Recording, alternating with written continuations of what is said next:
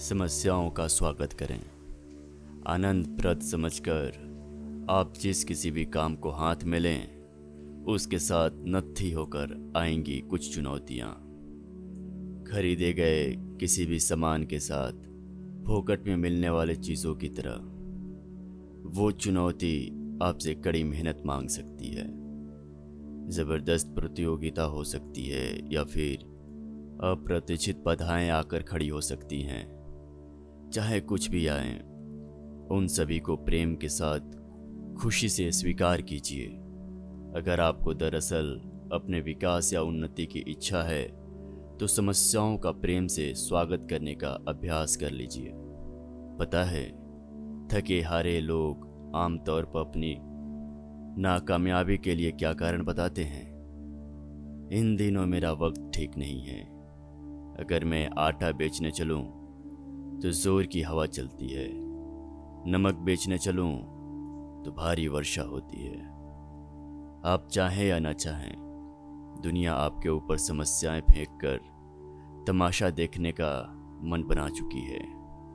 फिर उनका सामना करने से क्यों हिचकिचाते हैं? मुश्किलें और समस्याएं वास्तव में अभिशाप नहीं है, बल्कि आपको मिले वरदान हैं। आप सिनेमा घर में बैठकर कोई फिल्म देख रहे हैं। एक के बाद एक सीन आपकी प्रतीक्षा और अनुमान के मुताबिक आ रहे हैं। तब आप क्या करेंगे? फिल्म को चाव से देखते रहेंगे या उठकर बाहर आ जाएंगे? अप्रत्याशित ढंग से आने वाले मोड़ ही जिंदगी को दिलचस्प बना सकते हैं। एक किसान भगवान से लड़ने चला गया। तुम्हें खेती के बारे में क्या मालूम है? जब मन में आता है बारिश कराते हो, गलत समय पर हवाओं को भेजते हो। तुम्हारी वजह से हम बर्बाद हो गए हैं। ऐसे काम किसी किसान को सौंपकर निश्चित रह सकते हैं ना? भगवान ने फौरन मान लिया। ऐसी बात ठीक है। आइंदा प्रकाश, बारिश, हवा सब तुम्हारे नियंत्रण में रहेंगे। ये वरदान देकर वे वहां से निकल गए। किसान की खुशी का कोई ठिकाना नहीं। अगला मौसम आया। किसान ने आज्ञा दी, वर्षा बरसो। पानी बरसा। जब रुकने के लिए कहा, बारिश रुक गई। उसने गीली मिट्टी को जोत डाला, हवा को यथावश्यक गति पर चलवाकर खेत में बीजों को बिखेर दिया। वर्षा, धूप, हवा सभी ने उसका हुक्म माना। खेत में जहां देखो हरियाली, धान की बालियां लहलहा उठी। खेत देखने में स्मरणीय लगा। फसल काटने का समय आया तो किसान ने एक बाली को काटकर उसे खोल कर देखा। अंदर दाना न दारद। अगली और फिर दूसरी, यूं एक के बाद एक बालियों को काटकर उन्हें खोल कर देखा। किसी में भी दाना नहीं मिला। इतने सारे देवताओं के होने के बावजूद, इतने सारे संत महात्माओं के आने के बावजूद भूख, फाका और बीमारियां क्यों सता रही हैं? इस देश में भूख और फाकों के लिए जिम्मेदार कौन है? गैर जिम्मेदाराना ढंग से आबादी किसने बढ़ाई? आपने या भगवान ने?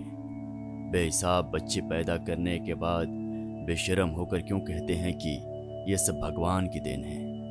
भगवान बुद्ध, वर्धमान महावीर जैसे महात्मा ज्ञान देने के लिए आए थे, रोटी देने के लिए नहीं।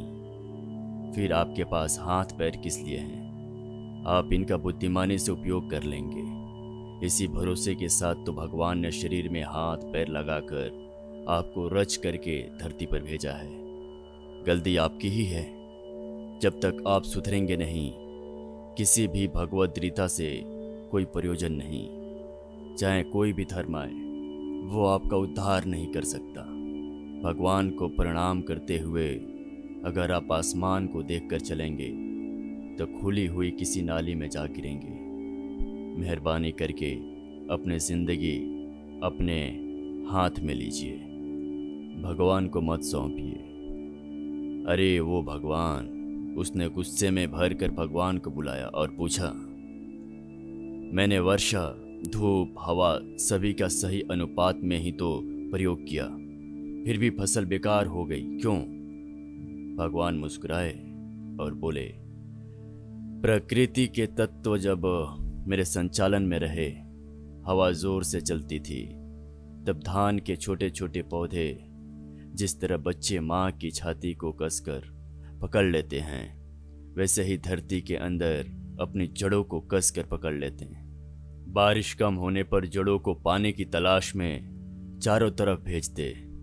संघर्ष की स्थिति में ही वनस्पतियां अपनी रक्षा करते हुए मजबूती से बढ़ती हैं। तुमने उनके लिए सब कुछ आसान कर दिया था। ऐसे में तुम्हारे पौधों पर सुस्ती छा गई। भले ही वे लहरा कर समृद्धि हुए, लेकिन उनके स्वस्थ दानों को पैदा करना नहीं आया। नहीं चाहिए मुझे तुम्हारी वर्षा और हवा, इन्हें तुम ही अपने पास रख लो। यूं कहकर किसान ने फिर से ये काम भगवान को सौंप दिया। हाँ, अगर जिंदगी हर तरह से सुविधापूर्ण बन जाए तो उस स्थिति जैसा खालीपन और किसी में नहीं। जब समस्याएं आप पर दबाव डालें, तभी आपकी क्षमता बढ़ेगी। चुनौतियां ही मनुष्य को पूर्ण बनाती हैं। अंधेरा नाम से एक समस्या थी, तभी तो आपने बिजली की बत्ती इजाद की। यात्रा करने में समस्याएं आई, तभी तो आपने तरह तरह की सवारियां बनाई। दूरस्थ लोगों से संपर्क करना दूभर हो गया, तभी तो आपने टेलीफोन को रूप दिया। अगर समस्याएं ही ना हो तो आप अपने दिमाग की काबिलियत के बारे में क्या जानेंगे। शंकरन पिल्लई अपना नया मकान बनाना चाहते थे। वास्तुविद ने तरह तरह के खाके दिखाए। न ये नहीं, ये भी नहीं, मेरे मन में जो रूपरेखा है वो दूसरी तरह की है। शंकरन पिल्लई हर एक मॉडल को नकारते गए। वास्तुविद थक गए। पूछा, आखिर आपके मन में क्या प्लान है, बताइए ना।